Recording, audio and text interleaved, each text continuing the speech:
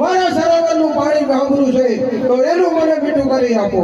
અરે ધર્મુરા, અમારા સરોવરમાંથી જળ જમનાની ધાડી ભરી જાઓ, તમારા સરોવરમાં નામી દેજો.